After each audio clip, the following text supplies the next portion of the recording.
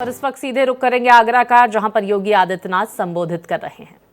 प्रताप है, इनका झूठ फेल हो गया और मोदी जी के कारण 500 वर्षों का इंतजार समाप्त करके अयोध्या में रामलला का फिर से प्रकटीकरण हो गया है।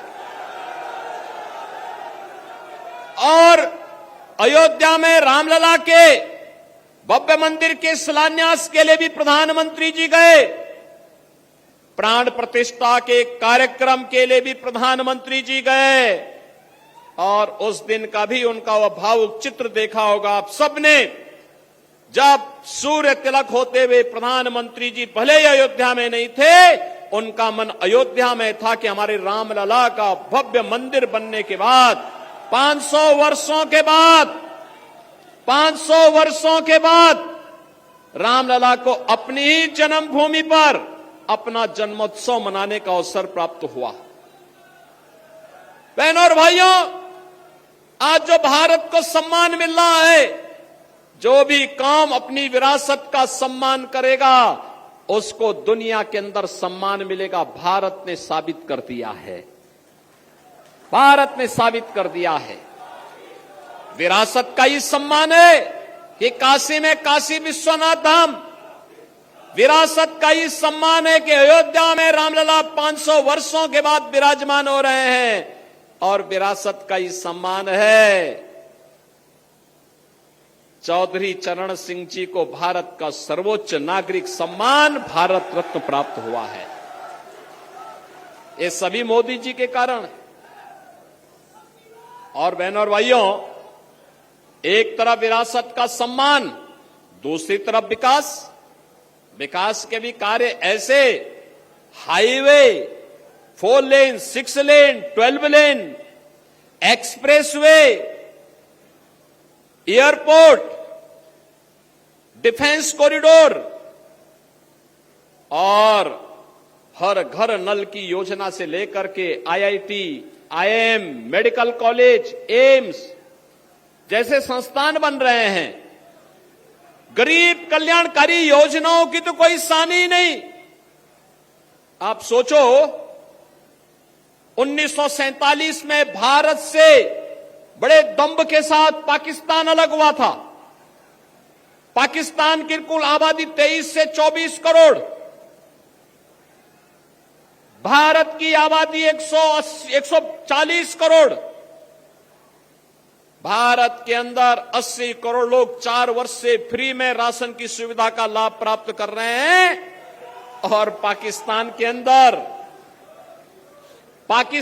अंदर 23 करोड़ जनता भूखों मर रही है, बदहाल है। जितनी पाकिस्तान की आबादी, उससे ज्यादा आबादी को प्रधानमंत्री मोदी जी के नेतृत्व में 10 वर्ष में गरीबी रेखा से ऊपर उठा करके खुशहाल जीवन और स्वावलंबन का जीवन जीने के लिए आगे बढ़ा दिया गया है।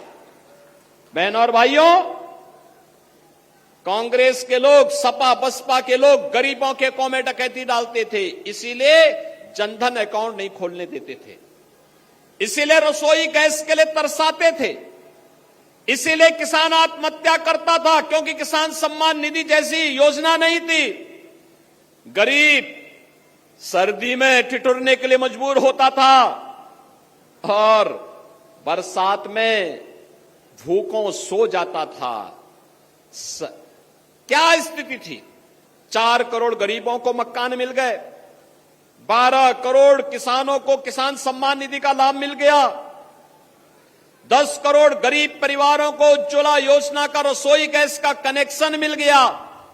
और मोदी जी ने कहा है, जो बचे कुचे हैं, अब कार्य इस तीसरे कार्यकाल में उन सबको भी हम सिचुरेट करेंगे, पूरी तरह हर व्यक्ति को सुविधा का लाभ देंगे। आपने देखा होगा, कोई भेद नहीं किसी के साथ, न किसी की जाति, न किसी का मत, न किसी का मजहब, कोई चेहरा देख करके योजना का लाभ नहीं। योजनाओं का आधार सबका साथ और सबके विकास के आधार पर है। बहनों और भाइयों, सुरक्षा सबको, सुविधा सबको, तुष्टीकरण किसी की नहीं, यह भारतीय जनता पार्टी का नारा है और भारतीय जनता पार्टी इसी मुद्दे को लेकर के सरकार भी बनाती है और आपसे कहने के लिए भी इसीलिए आई है। हम लोग इसीलिए आए हैं, विरासत और विकास का जो अद्भुत संगम भारतीय जनता पार्टी की सरकार ने मोदी जी के नेतृत्व में प्रस्तुत किया है। दुनिया कौतूहल और आश्चर्य की निगाहों से इसे देख रही है और इसीलिए आज मैं आपके पास आया हूं आपसे कहने के लिए। बहनों और भाइयों, आज किसानों को जो सुविधाएं प्राप्त हो रही हैं, प्रधानमंत्री कृषि सिंचाई योजना, प्रधानमंत्री किसान बीमा योजना, प्रधानमंत्री किसान सम्मान निधि, इसके पीछे प्रधानमंत्री मोदी जी का नेतृत्व है, उनका मार्गदर्शन है और पूरे देश के अंदर संगठन के माध्यम से इसको ले जाने का कोई काम कर रहा है। वह काम कर रहे हैं आपके सांसद राजकुमार चाहर, जो आपके लोकप्रिय सांसद हैं, क्योंकि वह किसान मोर्चा के भी राष्ट्रीय अध्यक्ष हैं और इसीलिए बहनों और भाइयों, पूरे देश के अंदर वह कार्यक्रमों में, पार्टी के कार्यक्रमों में किसानों के मुद्दे को लेकर के पूरे देश के अंदर कार्य करते हैं। मैं आज आपके ये अपील करने के लिए आया हूं, आपने सांसद चुना, पूरे देश के लिए काम कर रहा है, आपके लिए तो गौरव के साथ बोलने की आवश्यकता है। हमारा सांसद केवल फतेहपुर सीकरी के लिए नहीं, पूरे देश के किसानों के लिए काम कर रहा है और इसीलिए मैं आपसे कहने के लिए आया हूं, आपका दायित्व बनता है, आपका दायित्व बनता है। अगर आप विरासत का सम्मान करते हैं तो जिन लोगों ने राम और कृष्ण पर प्रश्न खड़े किए थे, आज उनको वोट के लिए तरसा दीजिए, एक भी वोट नहीं मिलेगा उनको। जिन्होंने विकास की योजनाओं के लिए आपको तरसाया था, जिन्होंने गंगा जल के लिए आपको तरसाया था, उनको वोट के लिए तरसा दीजिए, कह दीजिए कि भाई नहीं। जब आपको मौका मिला तब तो आपने कुछ किया नहीं, जब मौका मिला ये माफिया और अपराधी को अपने गले का हार बना करके प्रदेश के व्यापारी और बेटी की सुरक्षा में सेंध लगा रहे थे ये लोग, कांग्रेस और सपा और बसपा। देख रहे हैं सभी लोग माफिया की कब्र में जाकर के फतिया पड़ रहे हैं। इनको बोलो, इनको बोल दीजिए ये चुनाव से अच्छा वक्त नहीं। इनको बोलो कि जाओ, वोट तो कमल निशान को जाएगा, तुम लोगों को 5 साल की छुट्टी दे रहे हैं, फतिया पड़ो खूब। और इसीलिए हम लोग आए हैं आपसे कहने के लिए, बहनों और भाइयों, मोदी जी का तीसरा कार्यकाल भारत को आत्मनिर्भर भारत और विकसित भारत बनाएगा। विकसित भारत के लिए वोट भाजपा को चाहिए, आत्मनिर्भर भारत के लिए भाजपा को वोट चाहिए। हर नौजवान के चेहरे पर खुशहाली लाने के लिए, हर बेटी को सुरक्षा और स्वावलंबन के मार्ग पर आगे बढ़ाने के लिए, भारत को दुनिया की एक ताकत बनाने के लिए भारतीय जनता पार्टी को आपका आशीर्वाद चाहिए, आपका समर्थन चाहिए।